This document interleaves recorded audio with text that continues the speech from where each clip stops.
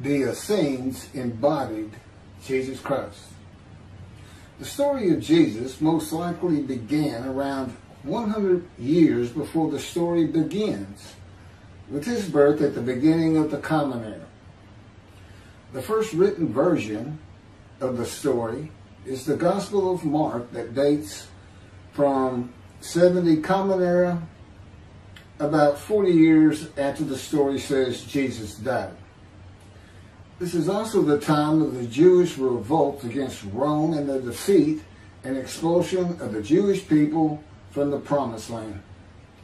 The knowledge of the Hebrew Bible in a time of illiteracy indicates that the Gospel of Mark was written by rabbis, or very learned men in Judaism.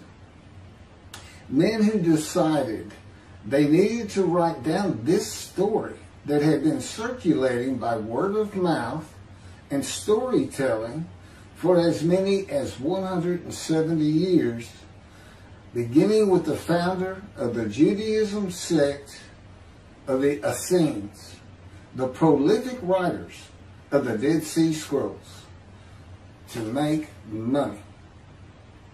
Their temple, homes, and country were gone. And it was desperate times for the Jewish people. The name of the founder of the Essenes was with a capital T, the teacher of righteousness. That was his name, the teacher of righteousness. Meaning he was believed to be the man described in Isaiah 53 who makes the many righteous. The man Jesus claimed to be. According to the oral story that most likely began 100 years before the Common Era, BCE, with this man called the teacher of righteousness, who established a sect of Judaism known as the Essenes, this teacher of righteousness who fought with a wicked priest. All this information is in the Dead Sea Scrolls. Fought with a wicked priest. Did not like the way the temple was being run. Did not like all the sinning going on in Jerusalem, and did not live there, and despised riches and the material things of the world, just like Jesus, who also claimed to be the teacher of righteousness. The oral storytellers, who were diverse and from different backgrounds, ethnicity, and ability, captured the imagination of the crowds with their oral skills and would earn their livelihood from donation of money and goods in the age of antiquity. Few could read in a world where literacy was restricted to just a few, and this did not begin to change until the Middle Ages.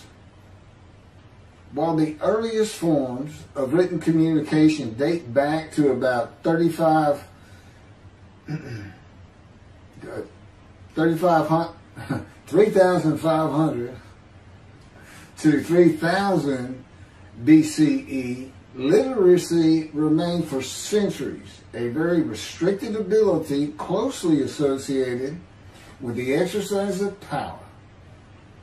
Schools in ancient Israel, if any existed, served only the sons of the rich and the religious elite.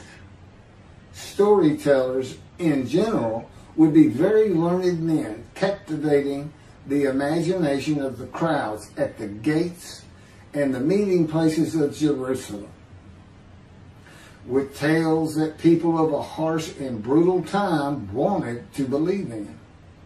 A time when medical treatment was primitive and life expectancy was 30 to 35 years, averaging those who died at birth to those who died with long life into their 70s and beyond. A time when people believed in mythical gods and gods who were men, and making sacrifices to gods for favor and for safety, healing, long life, crops, and fertility.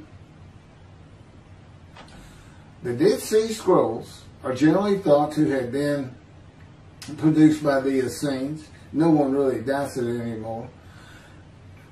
And the Essenes are a group that protested the way the temple was being run. Many of the Essenes went to the cliffs and the caves east of Jerusalem by the Dead Sea, known as Qumran, to prepare the way of the Lord, following the commands of the prophet Isaiah. Today, in this day,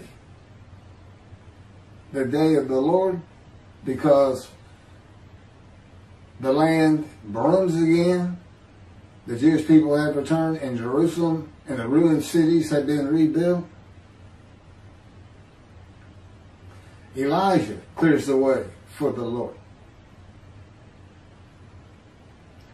They went to Qumran to get away from the sinning of the people of Jerusalem and the ways of the religious elite at the temple, which would have been Pharisees and Sadducees. The Essenes are never mentioned. They're never mentioned in the New Testament. Now, they are prolific writers.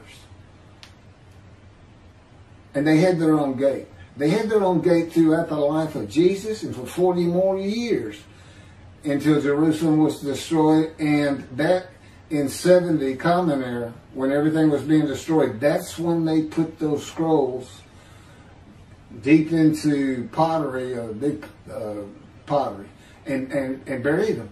That's what kept them from disintegrating into dust.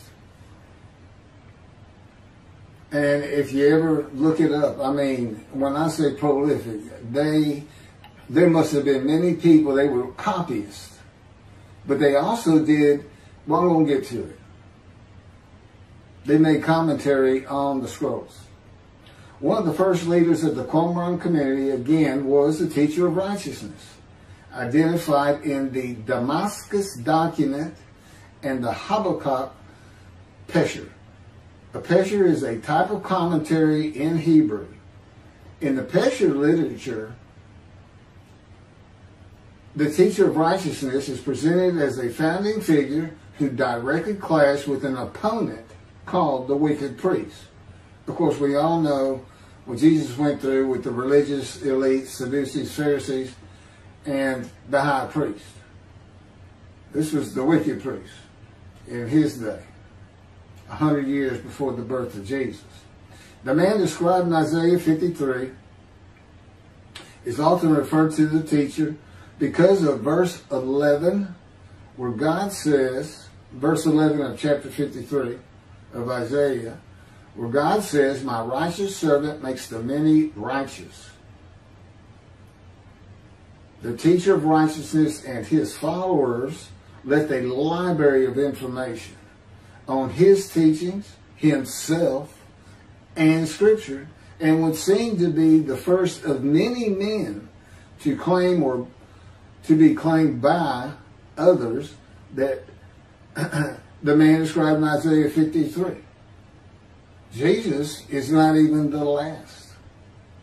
No, he's not. But, I mean, he's not even the last. The Hebrew noun pesher is found in the Hebrew of the Qumran scrolls in the sense of meaning, explanation, interpretation. It is similar to a midrash in the Talmud. Various biblical texts were deemed prophetic and were subjected to pesher interpretation, even when appearing in non-prophetic literary context. The copy of the pesher of Isaiah dates to the beginning of the 1st century Common Era. The pesher of Habakkuk attributes this technique to the founder of the community, the teacher of righteousness. In other words, this pesher is written during Jesus' life. And they had their own gate, the gate of the Essenes. The Qumran sect, like the broader Jewish movement from which it sprang, took a critical view of the established orthodoxy of its time, believing Israel to be under divine judgment, regarding itself as the true remnant of Israel and awaiting its imminent vindication. At the, quote, end of days. At the end of days, evil would cease. The wicked would be destroyed, and the righteous would live under a divine blessing. This is not unlike the teachings in Judaism today of a redemption, restoration, and exaltation of the Jewish people by the world of Gentiles, the nations, with peace throughout the world. When the anointed one comes, the anointed one means Mashiach. The New Testament would say Messiah, that it just means anointed to do a task for God. And that would be from chapter 11, verses 1 and 2 of Isaiah. And the man is described in Isaiah 53 according to the sages and rabbis of the time. He was known as the leper scholar. And that's because it's a man suffering familiar with disease, sickness that will bring you to grief and be exposed to death. Today we would say cancer. And he makes the many righteous by his knowledge. That's in Isaiah 53. By his knowledge. Not by his death. Not by his crucifixion. Nobody dies. Exposure to death is not death. Jesus died. He was never exposed to death. He didn't get near it, but it did not happen.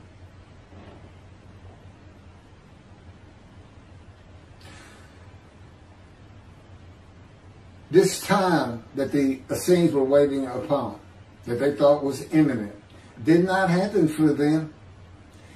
And it is this teaching that Jews for Judaism uses in the analysis that Isaiah 53 describes the Jewish people as God's righteous servant, as one man, Israel.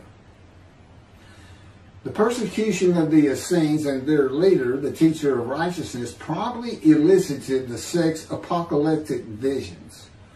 These included the overthrow of the wicked priests.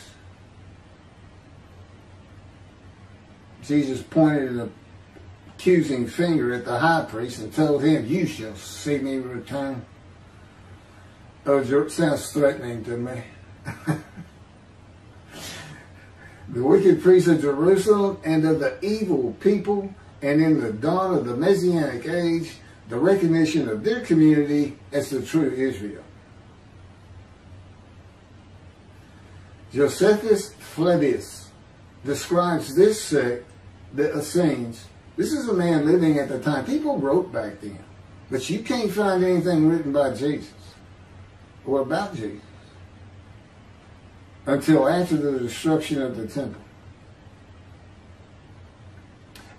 He describes this sect, the Essenes, as one of the main three philosophical sects among the Jews, with a very detailed description. Excerpts from his book, Wars 2, chapter 8, include, this is in quotes, the third sect, which pretends to a severe discipline. These men are despisers of riches, and so very communicative as raises our admiration. And as for their piety towards God, it is very extraordinary. You would think that Jesus would have been in this thing. He fit right in. But again, we never hear a single word about these prolific writers. The other two philosophical sects were the Pharisees and the Sadducees. In the New Testament, the Essenes are never mentioned, as I said. All the stories of Jesus and his clashes with the religious elite of Jerusalem in the New Testament are with the Pharisees and the Sadducees. According to this same Josephus, the name of the gate in the southern wall of Jerusalem at Mount Zion was called the Essenes Gate. Everything about the Essenes says Jesus would have been one.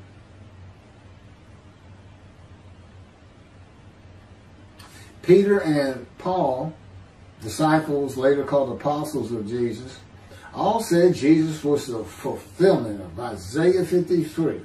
and the teacher of righteousness. All of Christianity does today. The Essenes, again, were writers and copyists and had their own gate in the southern wall of Jerusalem. Their founding leader claimed to be the righteous servant, so did Jesus. It is impossible to believe that the Essenes had not heard of Jesus. It is impossible to believe they would not have gone to Jesus to question him and verify the stories around him and his claim of being God's righteous servant and right about him. Because they believed that their founder was the Moshiach and that the end times were coming. Moshiach, anointed one, described in Isaiah 53. They're great followers of the things Isaiah had to say, and there's a pesher written on it during the life of Jesus. It's impossible to believe it.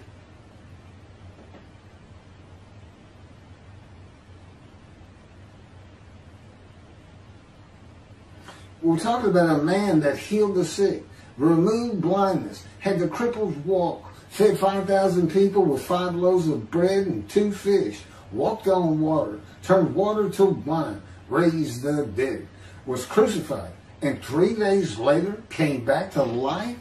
And you think these people, how about Joseph Philadelphus? Why didn't he mention that? He talks about the destruction of the temple. He was there. The Essenes were present in and around Jerusalem for 100 years before the birth of Jesus and another 40 or so years after his death at the age of 30 in the first written story of him and his life in 70 Common Era. There is not one word written by the Essenes of Jesus. There is no account in the New Testament of Jesus and an Essene. There are no writings or even a mention of him by a single person or group that was part of his generation while he was alive. There are no writings by Jesus. And prophets of God, men of God, servants of God have been writing for him throughout the biblical times until he stopped talking to his prophets. The Hebrew Bible ended. The last prophet he spoke to, Malachi. Malachi chapter 3, the last chapter of the prophets,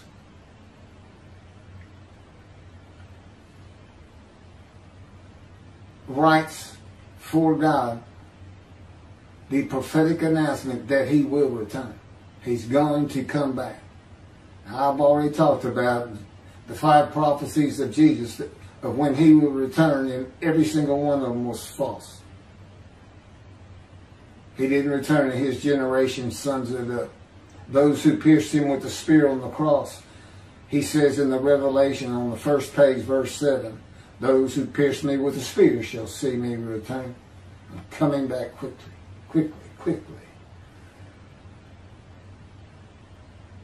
Nothing was written by his disciples.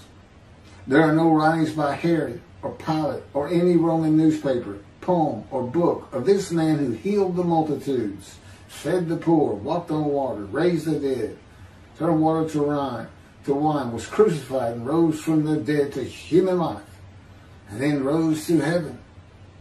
That's where he's supposed to be returning from.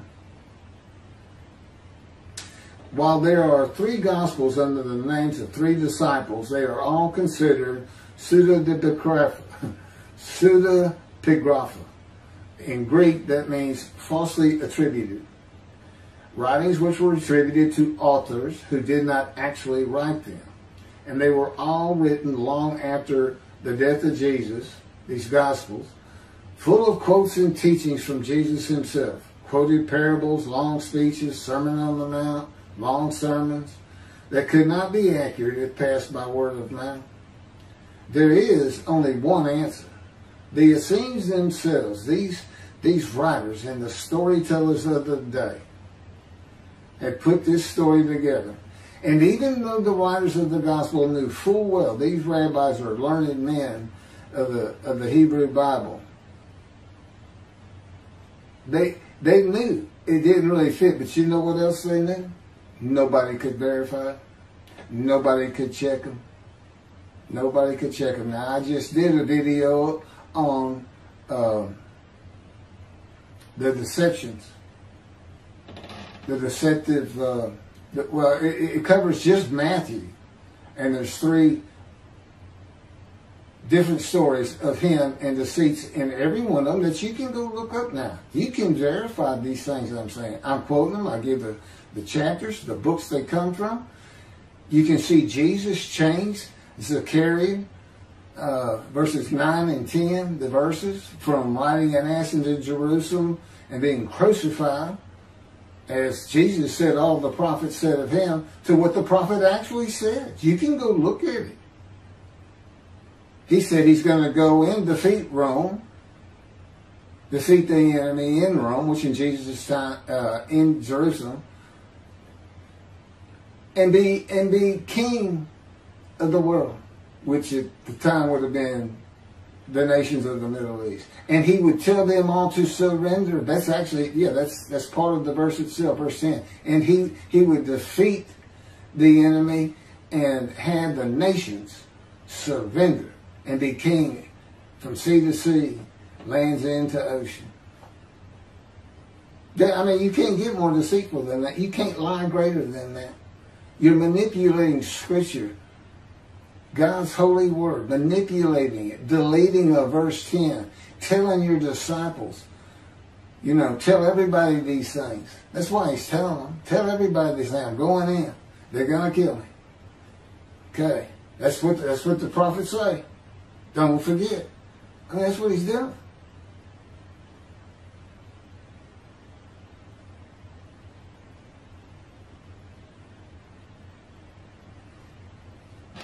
Jesus is a myth. Go look it up. Go look at what a myth is. Believe me, it covers the New Testament. It covers Jesus Christ.